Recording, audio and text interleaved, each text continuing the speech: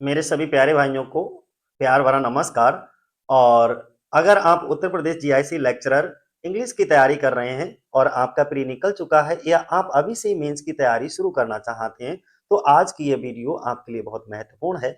इस वीडियो में मैं आपको बताऊंगा कि मेंस में कितने पेपर होते हैं, पूरा हिंदी का पूरा सिलेबस आपके साथ डिस्कस करूंगा, इंग्लिश का पूरा सिलेबस और किस टॉपिक से कितने अंक आते हैं या किन विषयों पर सबसे अधिक आपको फोकस करना है, या अंत में जैसे 1.5 महीने की तैयारी की किस तरीके से आपको रणनीति बनाना है। तो ये सारी चीजें हम इस वीडियो के अंदर आपको डिस्कस करेंगे, तो वीडियो को अंत तक जरूर देखिएगा। सबसे पहले हम मेंस के एग्जाम पैटर्न की बात कर लेते हैं। अगर यदि आपका विषय इंग्लिश है तो मेंस के 2 पेपर होंगे। सबसे पहला पेपर कौन सा होगा? अगर हम सबसे पहले पेपर की बात करते हैं तो वो कौन सा है? सामान्य हिंदी एवं निबंध पे होगा, जिसमें कुल अंक कितने होंगे? 100 नंबर का होगा। ठीक है, यानी कि टोटल अंक आपके 100 नंबर होंगे, जिसमें सामान्य हिंदी 50 अंक की पूछी जाएगी और जो हिंदी निबंध होगा वो 50 नंबर में पूछा जाएगा। और ये जो पेपर है ना, वो सभी विषयों के लिए समान है। दूसरा पेपर जो आएगा वो आपके विषय पर आधारित होगा। यदि आपका विषय इंग्लिश है तो पूरा इंग्लिश लिटरेचर और लैंग्वेज आपसे पूछा जाएगा।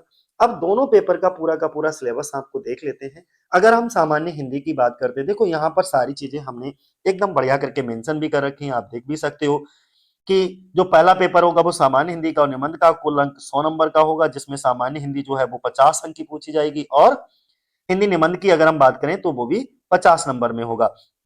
अब हम सबसे पहले किसकी बात कर लेते हैं? सामान्य हिंदी की ही बात कर लेते हैं। देखो, अगर हम सामान्य हिंदी की बात करते हैं, 50 अंक में तुमको क्या क्या तैयार करना है? सबसे पहले आपको जो तैयार करना है वो क्या है? आ, जो 50 नंबर में आएगा उसमें आपठित गद्यांश आएगा, जिसका टोटल अंक कितना होगा? 20 होगा। अब इसमें किस तरीके के क्वेश्चंस होंगे? तो आपठित गद्यांश का संक्षेपण आपके लिए लिखने के लिए आएगा। दूसरा, गद्यांश पर आधारित प्रश्न आ सकते हैं या रेखांकित अंशों की व्याख्या करने को आएगी, उसी पैराग्राफ में आपको दिया होगा। और एक आपको क्या लिखना होगा? उपयुक्त शीर्षक देना होगा। तो ये आपठित गद्यांश होगा। ठीक है, जिसके टोटल नंबर कितने होंगे? हमारे 20 होंगे। अब हिंदी व्याकरण जो कि 30 नंबर में पूछी जाएगी, इससे क्या क्या चीजें हमारी पूछी जाएंगी, देखो समझो।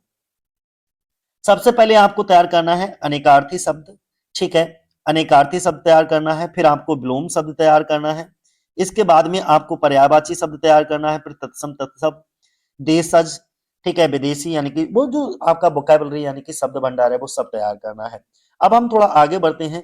क्या तैयार करना है? और वर्तनी तैयार करना है, अशुद्धि शोधन यानी कि शब्द रूप, संधि, समास, क्रियाएं, हिंदी वर्णमाला, ब्राह्म चिन्ह, ठीक है, शब्द रचना, वाक्य रचना, मुहावरे एवं लोकोक्तियां, उत्तर प्रदेश की कुछ बोलियां हैं और हिंदी भाषा में प्रयोग होने वाली अशुद्धियां। तो ये कुछ टॉपिक आपके रहेंगे जो कि कितने? 30 नंबर में रहेंगे। ठीक है, 30 20 कितने हो गए हमारे? सामान्य हिंदी से 50 नंबर का होगा।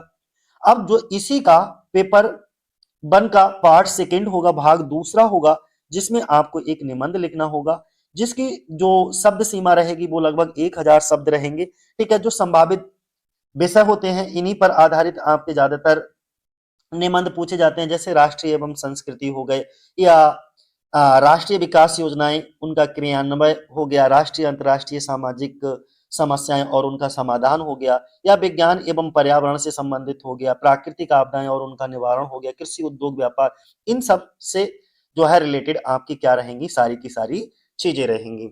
अब आपकी तैयारी की रणनीति क्या होगी वो यहाँ से आप देख सकते हो कि आपको डेली में क्या करना है। ठीक है, ये तो हो गया हमारा किसका? हिंदी का सिलेबस हो गया, जिसको हमने चर्चा की। अब हम किसकी चर्चा करेंगे? अपने मेन सब्जेक्ट की, जो कि क्या है हमारा? इंग्लिश का है।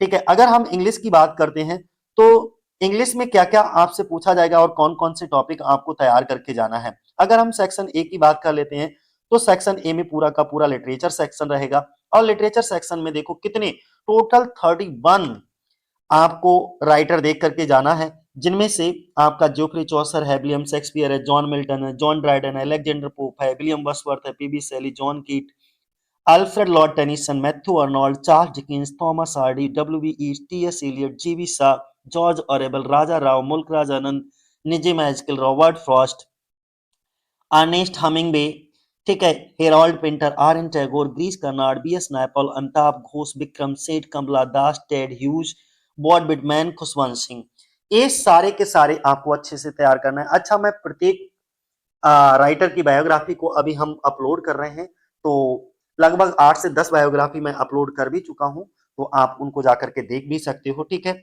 और बाकी की बची हुई मैं बहुत जल्दी ही आपके सामने अपलोड कर दूंगा। जितना भी सिलेबस है वो सब 1 से 1.5 महीने के अंदर मैं खत्म कर दूंगा अपने चैनल पे, ठीक है। दूसरा चीज अगर हम बात करते हैं तो किसकी लिटरेरी टर्म की बात करते हैं, जिसमें कुछ हमारे लिटरेरी मूवमेंट होंगे, जैसे रेनेसा है, रिफॉर्मेशन है, मेटाफिजिकल पोइट्री है, ठीक है, क्लासिसिज्म है, रोमांटिसिज्म है, प्री रैफेलाइट है, मॉडर्न लिटरेचर है, पोस्ट मॉडर्न लिटरेचर है, कॉलोनियल लिटरेचर है, पोस्ट कॉलोनियल लिटरेचर है, इंडियन राइटिंग्स इन इंग्लिश है। ये आपको किसमें लिटरेरी मूवमेंट में देख करके जाना है। लिटरेरी फॉर्म में अगर हम बात करें तो जितने भी मेजर स्टेंजा फॉर्म होते हैं वो सभी फॉर्म्स ऑफ पोइट्री, जैसे sonnet, ballad, mock epic, elegy, ये सब आपको देख करके जाना है।